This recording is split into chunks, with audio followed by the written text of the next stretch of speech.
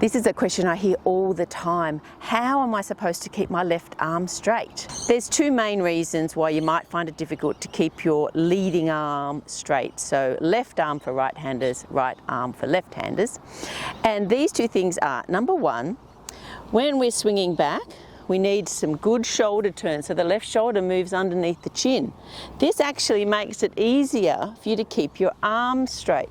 If I try and swing back without really moving this leading shoulder back, I'll get to about here. Maybe I'm a bit stiff, maybe I don't know I'm supposed to turn.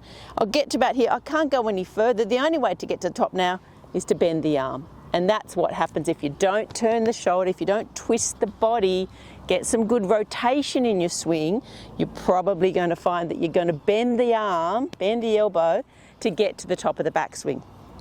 Okay, the other thing that is really important to allow you to keep the left arm straight is, just before I go into the second part of this tip, I wanted to tell you about my Ice Rays UV sleeves. 50 plus UV protection and cooling. Much cooler than long sleeve shirts and much better than sunscreen. Wear them all day long, don't even know you've got them on. They just sit up underneath your shirt.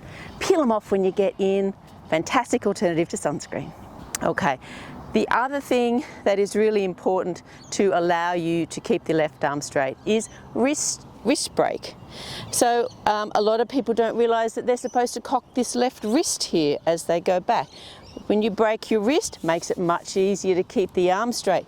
If I go back thinking I'm not supposed to get any wrist break, I'm going to get to about here, it's going to get really awkward and uncomfortable. Something's got to give. Bend the elbow.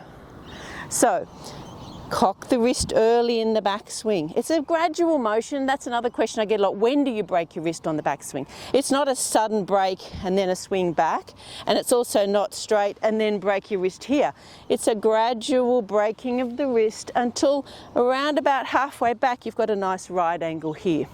You'll then take that right angle to the top. Okay, so a gradual breaking of the wrist enables the left arm to stay straight. So if you can do both of those things, turn the shoulder and break the wrist at the same time, like this, then you're going to find it much, much easier to keep that left arm straight. And it is so important to keep the arm straight, because if you're bent up here, chances are you'll be bent here. And look how much shorter it's made my golf club when I've bent my elbow, so I'm going to top a lot. A lot of people think topping is caused by you lifting your head. It's more often caused by this bending of the elbow, because look how much shorter it's made my club. If I start like this, but I'm bent through impact, I'm going to top a lot. Then what happens is people start to go down more, particularly because their friends tell them that they've lifted their head when they really haven't. And next thing, you're sort of in this really crunched up position. There's no power, there's no consistency. You won't get nice, high, strong shots. So we start with the leading elbow nice and straight, turn, break the wrist. You'll find it much easier to keep it straight through impact, a little bit beyond, then it collapses up. So if you incorporate your body into your shots and you add a little bit of wrist break, you'll find it much, much easier to keep that left arm straight.